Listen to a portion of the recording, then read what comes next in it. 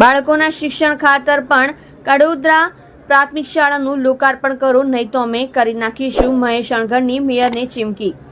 આપના કોર્પોરેટર મહેશ અણગણે આજે મેયરને પત્ર લખીને જણાવ્યું હતું કે કડોદરા પ્રાથમિક શાળાનું નવું બિલ્ડિંગ બનીને તૈયાર છે. હાલમાં લગભગ 700 જેટલા વિદ્યાર્થીઓના એડમિશન થયેલા છે અને જૂની બિલ્ડિંગમાં બાળકોનો સમાવેશ શક્ય નથી.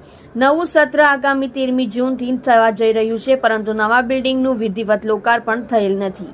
હાલમાં શાળાના વર્ગખંડો નવી ઇમારત ના બનીને તૈયાર છે, જેથી આગામી 13 જૂન પહેલા આ ઇમારતને વિધિવત લોકાર્પણ કરવામાં આવે. અન્યથા સૌ વાલીઓ અને વિદ્યાર્થીઓની સાથે રહી અમે પોતે જ આ નવી બિલ્ડિંગનું લોકાર્પણ કરીને શાળામાં અભ્યાસ કરતા વિદ્યાર્થીઓ માટે નવા વર્ગખંડો શરૂ કરી દઈએ. તમે જોઈ રહ્યા છો live India Today news channel. Reporter મનોજભાઈ સાથે, કેમેરામેન રમેશભાઈ જયસ્વાલની સાથે. નમસ્કાર, હું મહેશભાઈ અણગણ, કોર્પોરેટર, સુરત મહાનગરપાલિકા, આમ આદમી પાર્ટી. સુરત મહાનગરપાલિકા દ્વારા કઠોદરા વિસ્તારની અંદર ખૂબ મોટી લડત બાદ એક પ્રાથમિક શાળાનું નિર્માણ થયું છે. હાલમાં આ બિલ્ડિંગ સંપૂર્ણ રીતે બનીને તૈયાર છે. અંદરના જે વર્ગખંડો છે એ કમ્પ્લીટ તૈયાર થઈ ગયેલા છે, પરંતુ જે શાસકોને ખાતમુહૂર્ત કર્યા વિના અને એવી રીતે લોકાર્પણ કર્યા વિના નથી ચાલતું, એના કારણે આગામી 13 તારીખે એટલે કે 13/6/2024 રોજ જે શાળાનું નવું સત્ર શરૂ થઈ રહ્યું છે એની અંદર પ્રવેશ કરી શકે એવી પરિસ્થિતિ નથી.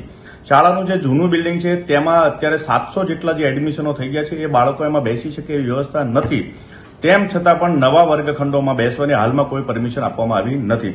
ત્યારે હું માનનીય મેયરશ્રીને ધ્યાન દોરવા માંગુ છું અને ખાસ એ પણ કહેવા માંગુ છું કે તત્કાલીન ધોરણે આ શાળામાં જો તમારે લોકાર્પણ કરવાનું હોય તો એ લોકાર્પણ વિધિને પતાવડાવો અને એ સ્કૂલને શાળાના બાળકો માટે ખુલ્લું મૂકવામાં આવે. અન્યથા 13/6/2024 સુધીમાં જો તમારા દ્વારા આ કામગીરી નહીં થાય તો અમે સૌ સાથે મળી શાળાના વિદ્યાર્થીઓ અને શાળાના વાલીઓને સાથે રાખી આગામી સત્ર 13/6/2024 શરૂ થવાનું છે. ત્યારે તે જ દિવસે બાળકોના વરદ હસ્તે એ નવી બિલ્ડિંગની શાળાનું લોકાર્પણ કરી અને બાળકોને ત્યાં અભ્યાસ કરી શકે એવી વ્યવસ્થા કરીશું. જય હિન્દ, જય જય ગરવી ગુજરાત.